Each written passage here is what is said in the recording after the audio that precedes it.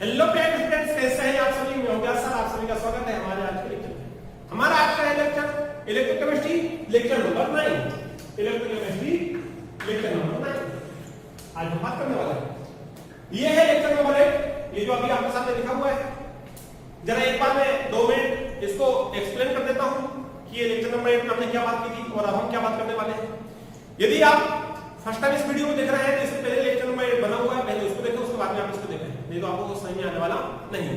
तो हमारे पास में था लेक्चर नंबर 1 में कि ये तो हमने देखा था कि किसका ऑक्सीडाइज होगा, रूबिन ऑक्सीडाइज, रूबिन रिड्यूस। लेकिन हमें बात करना है हाउ मच, कितना ऑक्सीडेशन, कितना प्रोडक्ट बना। तो इसके लिए फेराडे ने एक नियम दिया था कि यदि हमारे पास में एक सेल हो, यदि हमारे पास एक सेल हो तो हमारे पास में जो प्रोडक्ट बनेगा वो डिपेंड करेगा उसके चार्ज के ऊपर कि आपने कितना चार्ज फ्लो कराया सेल में। जितना चार्ज जितने टाइम के लिए फ्लो कराओगे उतना ही प्रोडक्ट बनेगा। यदि चार्ज कम टाइम के लिए फ्लो कराओगे प्रोडक्ट कम बनेगा, चार्ज यदि लंबे टाइम के लिए फ्लो कराओगे प्रोडक्ट भी ज्यादा मात्रा में बनेगा। बात समझ आ रही है? प्रोडक्ट ज्यादा मात्रा में बनेगा, चार्ज लंबे टाइम के लिए फ्लो कराया, प्रोडक्ट कम मात्रा में बनेगा, चार्ज यदि कम मात्रा में फ्लो कराया। ये हमने देखा था और ये किसने बोला था? ये बोला था फेराडे ने। मतलब W डाइलेक्ट्रिक पोर्शन होता है हमारे पास में Q, और यहां पर जो Q होता है हमारे पास में, Q होता है हमारे पास में I into T, मतलब करंट इनटू टाइम बराबर होता है चार्ज। चार्ज जितना फ्लो कराओगे वेट उतना ही होगा। हमने यहां से पोर्शन का चिन्ह हटाया, क्या आया? बराबर आ गया, और एक जेड आ गया कांस्टेंट। अब जेड का वैल्यू मान लो हमने सर्किट में 1 कूलम फ्लो कराया तो हमारे पास में 1 कूलम की वैल्यू यहां रखोगे तो W बराबर हो जाएगा जेड। ये हमने लास्ट में देखा था। चार्ज और 1 मोल इलेक्ट्रॉन कितना मानना है हमको? 96510। इस बात को भी हमने प्रूव किया। अब मान लिया इसमें हमने कोई NaCl भरा हुआ है तो NaCl में से हमारे पास जो Na है वो कहां जाएगा? Na जाएगा हमारे पास में कैथोड की ओर। कैथोड पे Na आया, 1 प्लस 1 इलेक्ट्रॉन लिया, Na बदल गया। पढ़ने का तरीका यह था कि 1 मोल Na प्लस आया, 1 मोल इलेक्ट्रॉन लेगा तो 1 मोल Na मानेगा। फिर हम जानते हैं कि 1 मोल, अब इसको लिखने का तरीका है कि 1 मोल इलेक्ट्रॉन जब लिया तो 1 मोल Na बना। वही चीज को हमने दोबारा लिख दिया, 1 मोल इलेक्ट्रॉन लिया तो 1 मोल Na बना। लेकिन हमको पता करना है कि कितना बना। ये तो पता चला Na बना, किसमें बना? कैथोड में बना। हाउ मच, कितना Na बना? तो हम उसके लिए लिखेंगे वेट बराबर जेड Na। लिखने का तरीका उसने बोला कितना Na बना। अब इस कितने Na के लिए हम जानते हैं कि 1 कूलम कितना Na बना, जितने कूलम आपने इलेक्ट्रिसिटी दी। अब देखो हम जानते हैं 1 मोल बराबर 96510। तो यहां 1 मोल इलेक्ट्रॉन से 1 मोल Na बना तो 1 मोल की जगह हमने रख दिया 1 मोल की जगह कितना? 96510। तो हमने बोला कि 96510 जब हमने इलेक्ट्रिसिटी पास की तो हमने 1 मोल Na बना। और हम जानते हैं कि एटॉमिक नंबर 11, एटॉमिक मास हमारे पास होता है 23, तो 1 मोल Na बराबर होता है 23 ग्राम। ये हमको मालूम है। मतलब ये हुआ कि जब हमने इतना कूलम इलेक्ट्रिसिटी दी तो हमको 23 ग्राम क्या मिला? Na का प्रोडक्ट मिला। हम जानते हैं बिनो दैट, अगेन बिनो दैट, कि हम जानते हैं कि हमको 96510 की नहीं चाहिए, हमको ये फार्मूला बना है 1 कूलम के लिए है। तो हम जानते हैं Q बराबर 10 कूलम, Q बराबर 10 कूलम के लिए फार्मूला होता है Z बराबर W। तो हमको इसके लिए नहीं चाहिए, हमको 1 कूलम के लिए चाहिए। तो 1 कूलम में कितना होगा हमारे पास में? 1 कूलम में हमारे पास हो जाएगा, ये इसके नीचे जाएगा, नीचे जाएगा हमारे पास हो जाएगा 23/96510 इनटू 1। 1 क्या है आपका? Avogadro number. हम इसको 1 लिख सकते हैं, 1 ग्राम है, ठीक है, 1 लिख सकते हैं, लिख दिया। अब n फैक्टर है, सॉरी 1 क्या है? वो n फैक्टर है, एवोगैड्रो नंबर नहीं, n फैक्टर। तो 1 कूलम बराबर हो जाएगा, यहां फार्मूला बना 23, तो एटॉमिक मास है, देखो एटॉमिक मास, तो हम एटॉमिक मास, ये मॉलिक्यूल होगा तो molecular mass डिवाइडेशन 96510 into n factor. ये हमारा सब फार्मूला है। इतनी हमने लास्ट क्लास में बात की थी NaCl जब मोटर लिया था। अब हम बात करेंगे NaCl की, ठीक है। तो अब हम करते हैं क्वेश्चन नंबर 2। एक उससे पहले आप इसका एक बार स्क्रीनशॉट ले लो, फिर चलते हैं क्वेश्चन नंबर 2 की ओर। तो अब हम स्टार्ट करते हैं आज का लेक्चर MgCl2 के साथ में। माना कि हमने यहां पर NaCl ना लेके इस बार क्या लिया? इस बार हमने लिया MgCl2, साथ में प्लेटिनम क्लोराइड ली। और ये भी कैसा है? मोल्टन स्टेट में, किस स्टेट में है आपके पास वोल्टेज। इसका मतलब ये हुआ कि इस बार हमको क्या मिलने वाला है, यहां से मिलेगा हमको Mg+2 और यहां से मिलेगा Cl- मिला।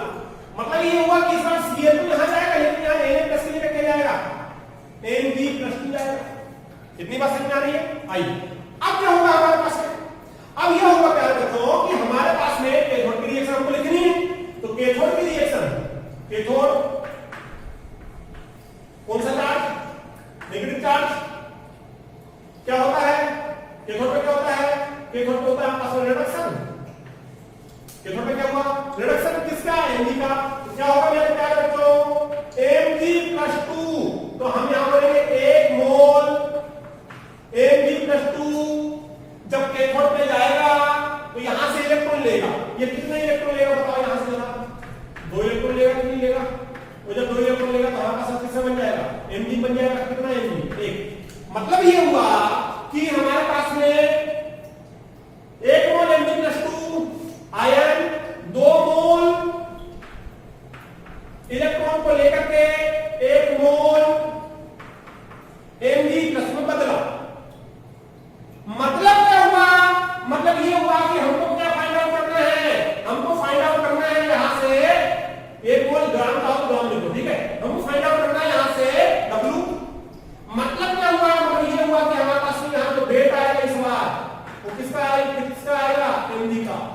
मतलब इसको हम ऐसे लिख सकते हैं, कैसे कि W बराबर ZMg, लिखने का तरीका। अब उसका कुछ बताइए, ZMg बराबर कितना होगा, हम बता सकते हैं कितना होगा। कैसे बता सकते हैं, क्योंकि इसके पहले भी तो हमने बताया कितना होगा। तो अब हम इसके बाद बात कर रहे हैं कितना होगा। हम जानते हैं क्योंकि वी नो दैट, हम जानते हैं कहां से, यहां से हम जानते हैं कि 1 मोल इलेक्ट्रॉन बराबर होता है 96500 कूलम। इतना होता है हमारे पास में कूलम। तो हमारे पास में अब हम यहां क्या लिख सकते हैं, यहां हमको क्या मालूम है, यहां हमको मालूम है कि 2 मोल इलेक्ट्रॉन पास करने पर हमको 1 मोल क्या मिला, Mg मिला।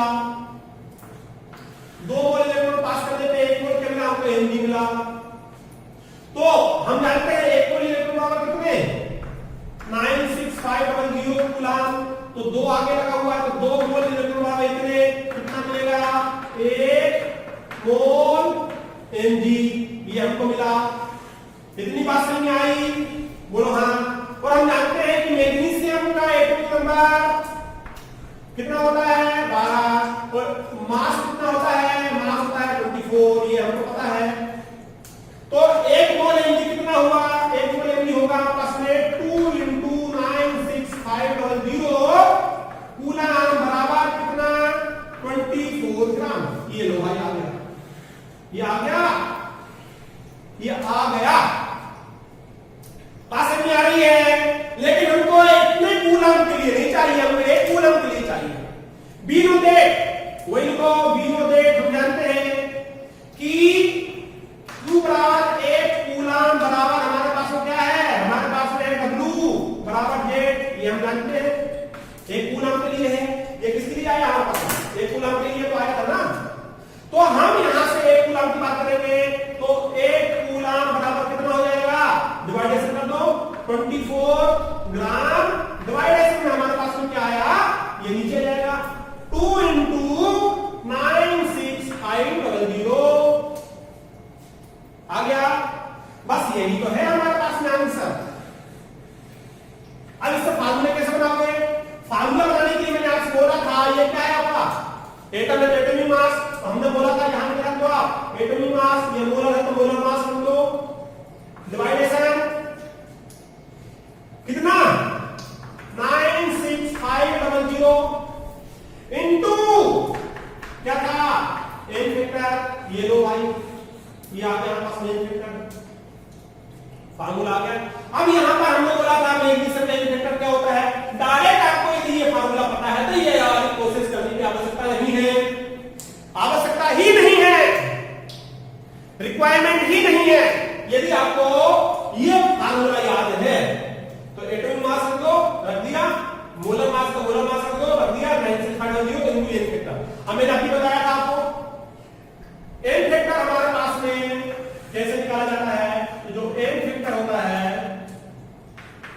जो हमारे पास में एन फैक्टर होता है वो क्या होता है, चार्ज ऑन पर एटम। तो हमारे पास में जैसे एन है, एन की एन फैक्टर कितना हो जाएगा 1, क्योंकि चार्ज होता है 1 एन का। एमडी का एन फैक्टर कितना हो जाएगा 2, क्योंकि एमडी का चार्ज कितना होता है 2। एल्यूमिनियम का एन फैक्टर कितना हो जाएगा 3, क्योंकि चार्ज कितना होता है 3। आगे मान लीजिए हमसे ऑक्सीजन का एन फैक्टर कितना हो जाएगा 2। यदि हमसे बात करें O2 का एन फैक्टर कितना हो जाएगा 4, क्योंकि एक ऑक्सीजन से 2 तो 2 ऑक्सीजन का 4। यदि हमसे बात करें Cl का एन फैक्टर कितना हो जाएगा, हम बोलेंगे 1। लेकिन यदि बात करें Cl का कितना हो जाएगा, हम क्या बात करेंगे, हम बोलेंगे 2। तो ये है हमारे पास एन फैक्टर। बस समझ आ रही है। अब हम बनाते हैं यहां से फार्मूले। अब मैं आपको सारे फार्मूले एक सीक्वेंस में लिखवा देता हूं ताकि आपको सारी बातें क्लियर हो जाए। आई होप कि आपको समझ में आया होगा कि हमारे पास में एक सेल है, एक सेल में हमारे पास में हाउ मच निकालने के लिए इसका यूज कैसे करते हैं। तो ये तो सारी एक बातें थी, ठीक है।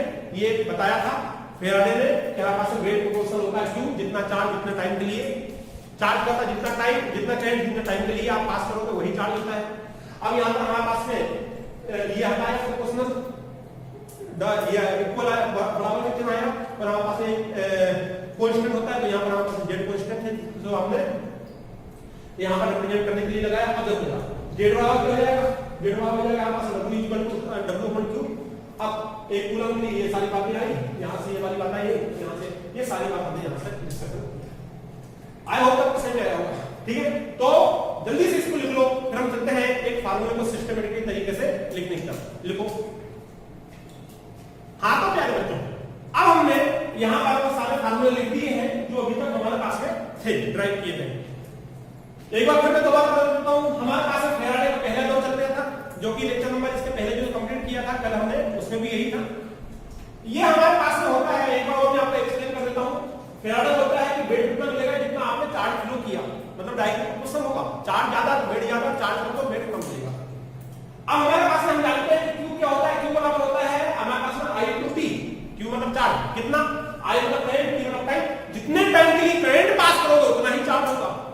ये होता है Q क्या होता है चार्ज, चार्ज क्या होता है I/T, I मतलब करंट, और ये है हमारे पास टाइम। जितना टाइम जितना करंट उतना हमारे पास में चार्ज। अब देखो यहां से प्रोपोर्शनल का चिन्ह हटाया हमने, तो हमारे पास जेड आ गया। ये कांस्टेंट होता है, इसको इक्वेशन नंबर दे दो, इसको इक्वेशन नंबर दे दो, दे दिया। अब यदि मान लीजिए हमने यहां पर Q की वैल्यू बदल रख दी, Q बराबर हम यदि सपोज करो हमने पास कराया, तो हमारे पास W बराबर कितना आएगा जेड।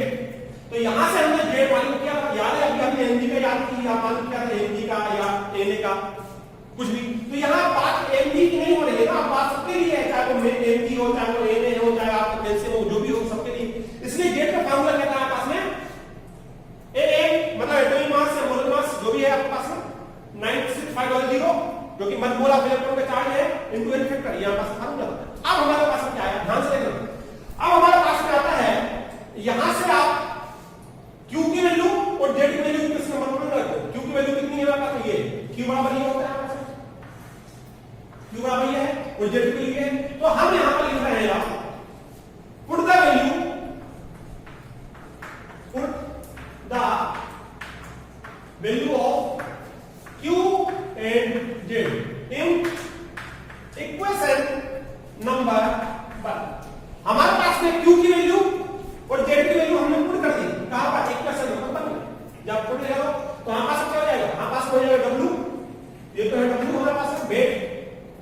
अब हमारे पास में Z की वैल्यू हमने पुट की, तो Z की वैल्यू क्या है, नीचे वाला देखो, एटॉमिक मास या molar mass डिवाइडेशन 96500 into an factor. अब यहां पर हमने Q की वैल्यू पुट की, Q की वैल्यू क्या है आपका I into T, तो ये हमारे पास I into T, I into T, ये हमारे पास फार्मूला बन रहा है। लो भाई, सो ये हमारे पास क्या है फार्मूला है, यहां से आ गया फार्मूला। इतनी बात समझ आ गई है, यहां तक फंडा क्लियर है। लेकिन अच्छा इसको एक नंबर इक्वेशन नंबर दे दो, इक्वेशन नंबर आप दे दो। लेकिन हम एक बात जानते हैं, बी नो दैट, हम एक बात जानते हैं क्या, बी नो हम क्या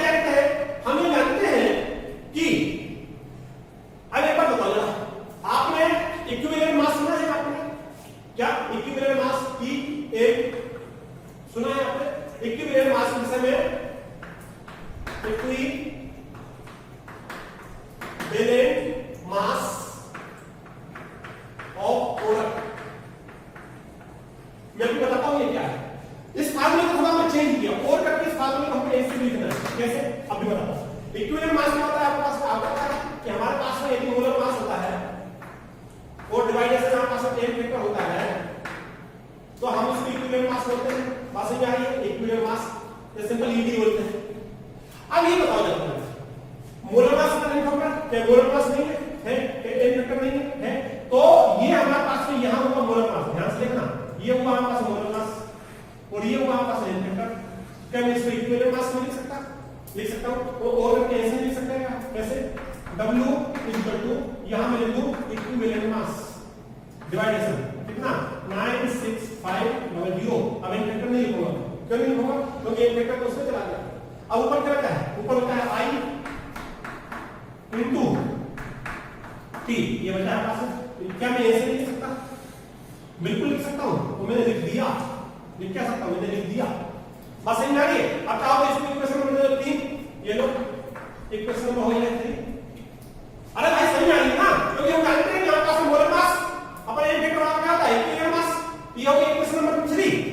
अब हमारे पास है इक्वेशन नंबर हम 2 में थोड़ा चेंज कर रहे हैं फ्रॉम इक्वेशन नंबर 2। एक मिनट, फ्रॉम इक्वेशन नंबर 2 इसको ऐसे लिख सकते हैं। कैसे? इसको अलग कर दो, पार्टीशन कर दो तो सही रहेगा। क्या हम इसको ऐसे लिख सकते हैं? ध्यान से देखना। अब हम इससे ले रहे हैं, किससे? इस वाले से। तो हम ले रहे हैं फ्रॉम। अच्छा एक काम करो इसको ऐसे मत लिखो, इसको थोड़ा ऐसे चेंज करके लिखो, इसको थोड़ा ऐसे चेंज करके लिखो। इसी को लिखने का तरीका थोड़ा चेंज कर रहे हैं। लिखेंगे यही जो मैंने आपको लिखवाया, थोड़ा सा तरीका चेंज कर लो ताकि आपको समझ में जाए। इक्वेशन नंबर 2 से ही हमने क्या बनाया था? Equivalent mass. बस थोड़ा सा समय हो, हमारे पास फार्मूले आ गए हैं। इसको हम 2 पार्ट में लिखना है। ऐसे लिखो, एक पार्ट इधर, एक पार्ट इधर। इसको हम 2 पार्ट में लिखना है। ठीक है? अब यहां पर हमने वही अभी लिखवाया था मैंने इक्विवेलेंट मास लिख सकते हैं। तो इसको तो हम ये लिखो W इक्वल टू जो हो जाएगा हमारे पास में equivalent mass into I into T। ये हुआ हमारे पास इक्विवेलेंट मास। नीचे क्या है? 96500। ये लो 96500 ये आ गया हमारे पास। बात समझ आ रही है? ये तो अभी हमने लिखा, यहां से इक्विवेलेंट मास आया। इसको इक्वेशन नंबर 3 दे दो। इक्वेशन नंबर 3 ये दिया था ना, चेंज कर मैंने कुछ भी चेंज नहीं किया। अब हम यहां से क्या कर रहे हैं? फ्रॉम इक्वेशन नंबर 2 दोबारा इक्वेशन नंबर 2 से हम क्या देख रहे हैं? ध्यान से देखो, क्या हम इसको ऐसे नहीं लिख सकते? कैसे? यहां से लिखो जरा from equation number 2। Equation number 2 की बात कर रहे हैं। तो इक्वेशन नंबर 2 में हमारे पास क्या है? ध्यान से देखिए जरा, इक्वेशन नंबर 2 से हम बना रहे हैं। ये तो है, इससे ये बनाया, इससे क्या? ये मोलर मास इसके नीचे लिया। हमारे पास क्या हो जाएगा? हमारे पास हो जाएगा W upon molar mass equal to ऊपर क्या बचा हमारे पास? ऊपर क्या बचा? ये तो इधर आ गया भाई, मोलर मास है चाहे इक्विवेलेंट मास हो। अब ये इधर आ जाएगा, क्या बचेगा हमारे पास? हमारे पास हो गया I into T डिवाइडेशन कितना बचा हमारे पास? 96500 into क्या बचा हमारे पास? ये कितनी आया? कितनी बात समझ आ रही? कितनी है? आया ना? ये फार्मूला बन गया हमारे पास। ये फार्मूला हमारे पास ये बना। यदि हमने इक्वेशन नंबर 2 में देख पूरी कहानी क्या हुई, पूरी कहानी क्या हुई। फिर आगे पहला लो ये है जेड की वैल्यू हमने निकाली, क्यू की वैल्यू हमको मालूम है, जेड और क्यू की वैल्यू इक्वेशन नंबर 1 में रखी, तो उससे इक्वेशन नंबर 2 बना। इस इक्वेशन नंबर 2 में हम जानते हैं कि ये होता है हमारे पास इक्विवेलेंट मास। तो इक्विवेलेंट मास हमारे पास ये बन गया, तो ये हमारे पास ये इक्विवेलेंट मास खत्म हो गया। इक्वेशन नंबर 3 अब ये जो हमने रखा इसको दे दो आप इक्वेशन नंबर 4। इक्वेशन नंबर 4 इतनी बात समझ में आई नहीं है? बोले जरा इतनी बात समझ में आई?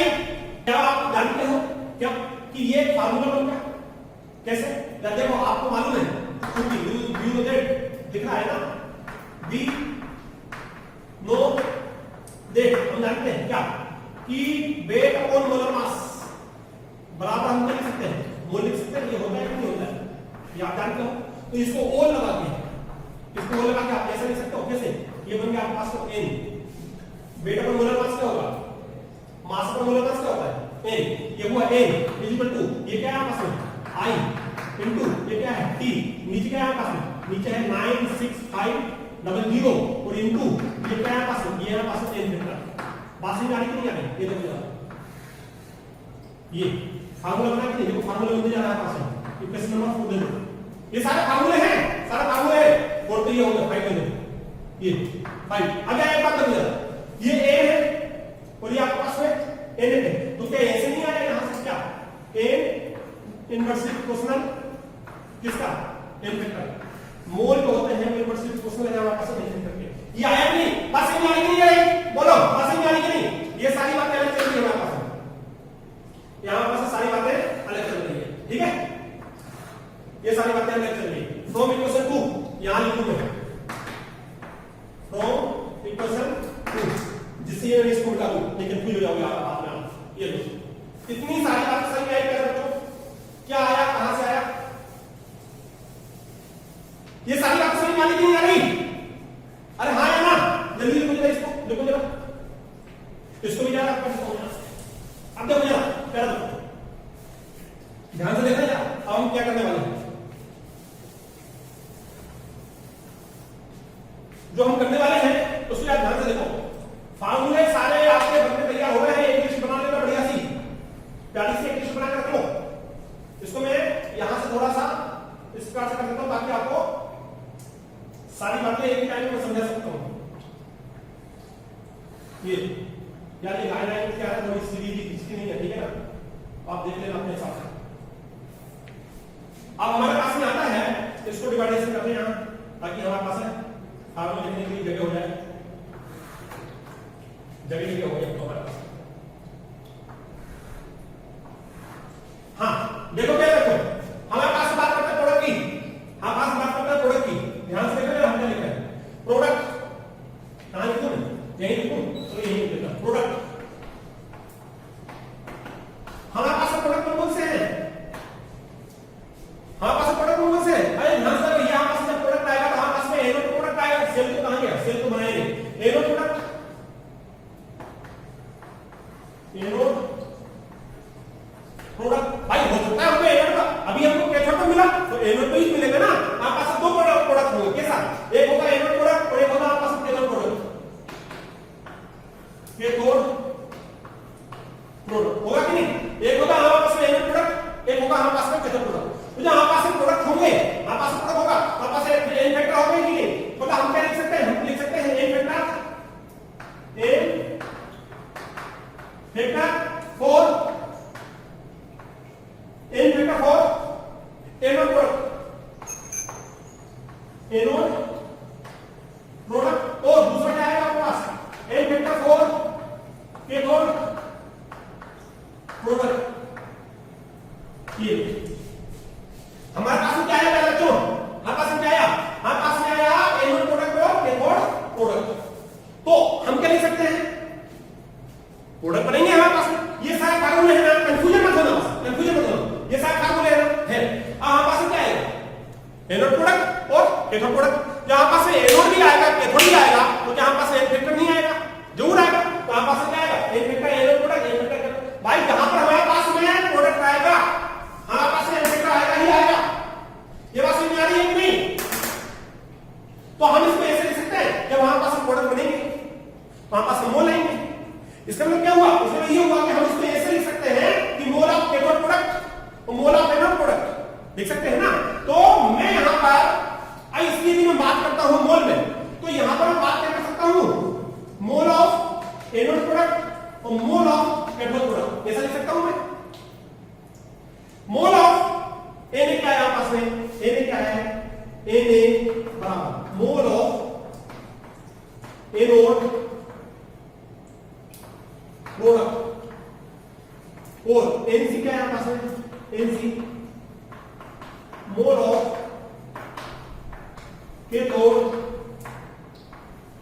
प्रोडक्ट, क्या ऐसे लिख सकता मैं, अब मैंने यदि मोल लिखा है तो मैं एन वेक्टर भी तो लिखूंगा, बस समझ आ रही, यदि मैंने मोल लिखा है mole of anode product mole of cathode product, तो मैं क्या लिखूंगा, मैं एन वेक्टर भी लिखूंगा, मतलब n vector of cathode product और n vector of anode product,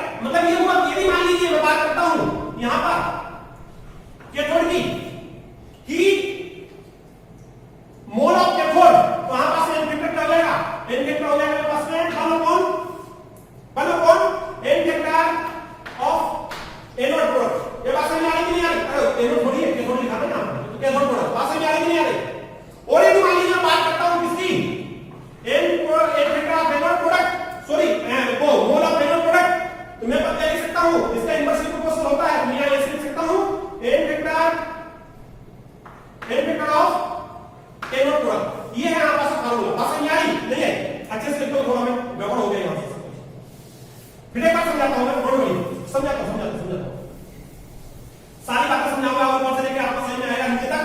don't worry, ध्यान से देखो प्यारे बच्चों, ध्यान से देखो। बस 2 मिनट की 1 मिनट की क्लास होती है, 1 मिनट ध्यान से देखो। हमारे पास में क्या आया, हमारे पास में आया प्रोडक्ट। ये सारा प्रोडक्ट लिखा है, तो हम जानते हैं प्रोडक्ट 2 प्रकार से बनेंगे। एनोड पे ही बनेगा, कैथोड पे ही बनेगा। एनोड के लिए लिखूंगा मैं Na, कैथोड के लिए लिखूंगा मैं Nc। जब मैंने प्रोडक्ट लिखा तो मैं N फैक्टर लिखूंगा। N फैक्टर लिखूंगा किसके लिए, एनोड के लिए, और N फैक्टर लिखूंगा कैथोड के लिए।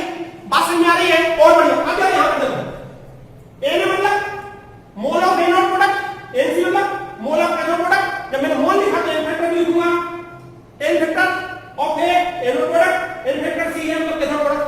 अब ये इनवर्सली रिलेशन होता है, तो हमको यहां लिखना है Nc, तो मैं क्या लिखूंगा इनवर्सली में, ऐसा नहीं लिखूंगा मैं N फैक्टर ऑफ C, मैं लिखूंगा यहां पर Na, तो मैं क्या लिखूंगा N फैक्टर A। ये वो फार्मूला हो गया तैयार। आज की क्लास हुई यहीं पर आपकी समाप्त। इतनी बात समझ आ रही है, Nc, N factor C, Na, N factor A, ये हुआ हमारे पास सारे फार्मूले। ये सारे फार्मूले को आप याद करो। एक बार मैंने रिवाइज कराया, सबको रिवाइज कर लो। अब मिलते हैं हम आपको आने वाली क्लास में। आज का लेक्चर यहीं कंप्लीट करते हैं। Wish you all the best.